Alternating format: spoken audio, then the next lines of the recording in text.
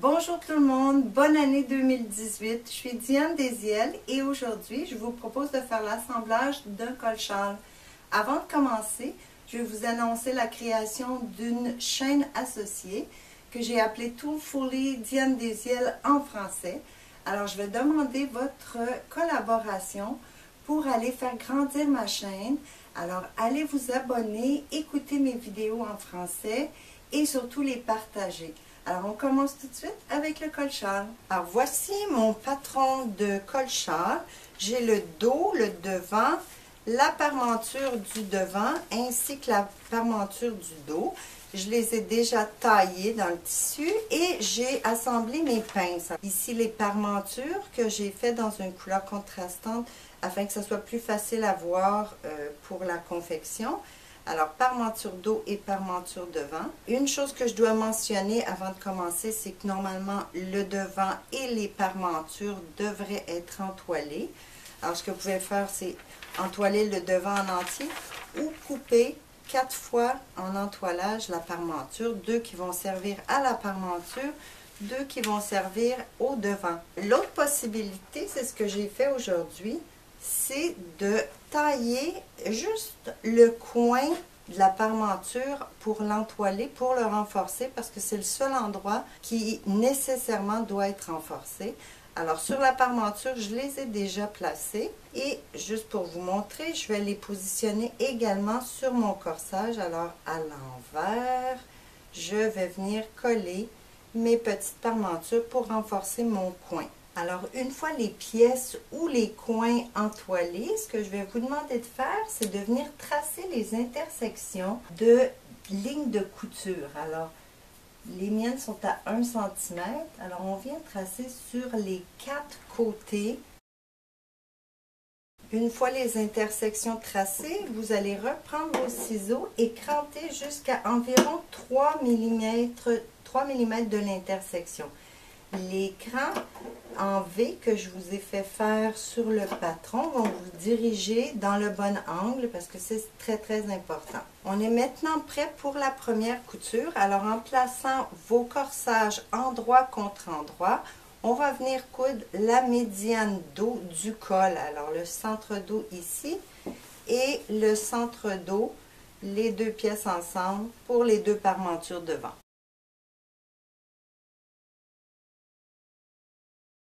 Maintenant, les deux centres dos de col sont assemblés. On fait le pressage, comme je l'ai déjà fait, et on est prêt à assembler les épaules et l'encolure pour le corsage et pour la parmenture. On va répéter l'opération.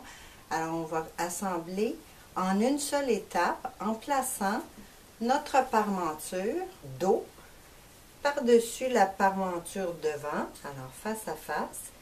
Et on va venir coudre jusqu'à l'intersection, retourner coudre notre encolure et rendu à l'intersection, on lève le pied de la machine et on finit la couture d'épaule de l'autre côté. Alors, pour bien voir nos intersections, c'est préférable à la machine de placer notre parmenture dos en dessous. Alors, vous allez aussi remarquer qu'arrivé à l'intersection, je vais lever le pied, je vais créer un pli dans la parmenture du devant pour pouvoir continuer bien à plat. Je vais aussi placer mon doigt en dessous pour être certaine qu'il n'y a pas de pli en dessous pour commencer et avoir un beau coin.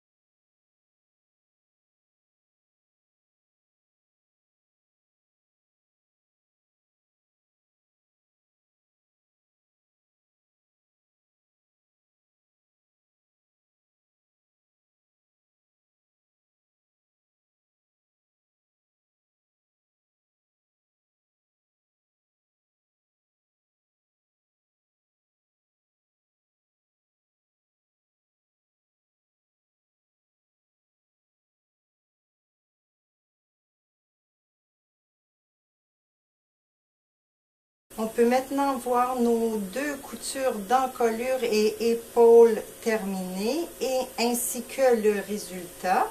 Alors c'est à ce moment-ci vous vérifiez pour être certaine qu'il n'y a pas de petits plis dans le coin. Mais si vous avez suivi mes indications, les coins devraient être parfaits. Alors vous pouvez aussi étirer un petit peu et maintenant on va aller presser. Alors on doit presser les coutures ouvertes pour les épaules et pour les encolures de la parmenture et du corsage. Il faut le faire maintenant, ça va être beaucoup plus simple par la suite. Alors mes 2 coutures sont pressées, puis je voulais vous donner mon petit truc pour le pressage.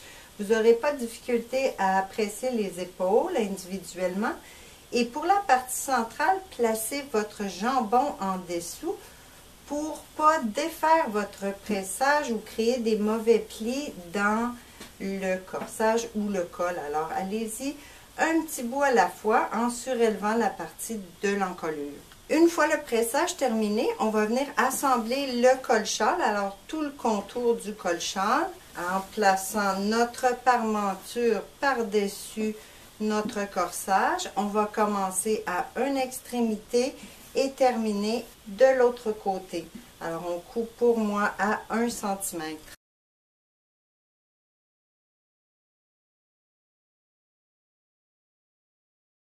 Maintenant que la couture est terminée, je vais vous demander de venir cranter tout autour de la ligne courbe en enlevant de petits triangles le plus également possible pour que la courbe soit belle et douce.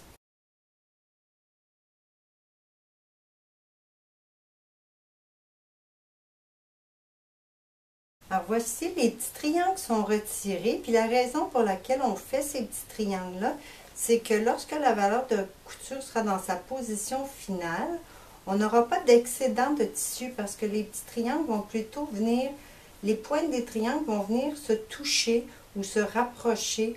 Alors une fois que c'est terminé, que le crantage est fait, on est prêt pour la sous-piqûre. Dans le col-châle, comme dans un col-tailleur, on la fait en 3 étapes. Alors, la première étape, on envoie les valeurs de couture vers la parmenture et on vient piquer à 1 mm sur la parmenture. Et rendu à l'intersection, vous allez voir, je vais me placer une épingle. Rendu à l'intersection, on s'en va dans la couture et on dirige les valeurs de couture vers le corsage. Et on va piquer également sur le corsage à 1 mm. Rendu de l'autre côté, on fait l'inverse. Alors, on pique sur le corsage jusqu'à l'intersection. Rendu à l'intersection, on envoie les valeurs de couture vers la parmenture et on continue la couture sur la parmenture, la sous-piqûre sur la parmenture.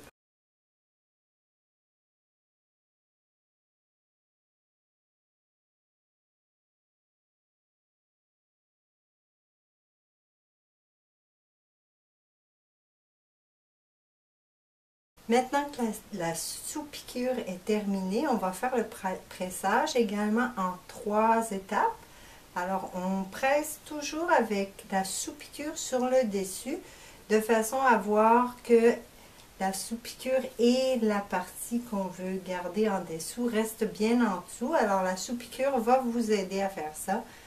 Un petit bout sur la parmenture, un petit bout sur le corsage et enfin sur la parmenture pour la dernière étape. On peut maintenant voir le résultat, mais on n'a pas encore terminé. Alors, ce qu'il nous reste à faire, c'est d'attacher les encolures de la parmenture avec celle du corsage. Alors, seulement que la valeur de couture de la parmenture avec celle du corsage, on va venir assembler de l'intersection. Alors, comme notre coin est libre, ça sera facile de venir les placer ensemble et de les assembler. Une épaisseur de chaque couleur pour celui-ci. Et on n'a pas besoin de venir piquer exactement dans la couture. C'est même un petit peu dangereux d'attraper des matières qu'on ne veut pas. Alors, je vais utiliser le petit pied étroit et je vais piquer quelques millimètres à l'intérieur de la valeur de couture.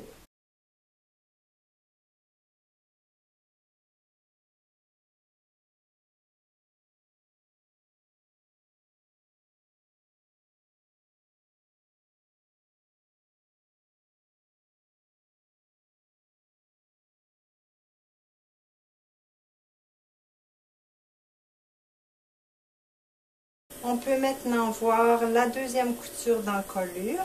Et la dernière chose qu'on doit faire, c'est d'assembler les épaules ensemble pour que la parmenture reste bien en place. Alors on peut les placer endroit contre endroit, les deux valeurs de couture qui se rejoignent aux épaules. Et on vient coudre de la même façon qu'on a fait pour l'encolure. Alors un peu à l'intérieur de la valeur de couture pour retenir la parmenture. Je l'ai déjà fait de ce côté-ci pour que vous puissiez le voir. Alors voici, ça n'affectera pas votre coin, va rester intact. Et notre col-châle est terminé.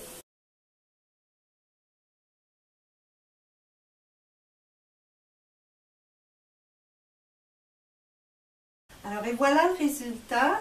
J'espère que vous avez apprécié. Ne m'oubliez pas, allez vous inscrire et regarder les vidéos sur ma nouvelle chaîne en français. Et je vous dis à la prochaine. Merci d'avoir été là.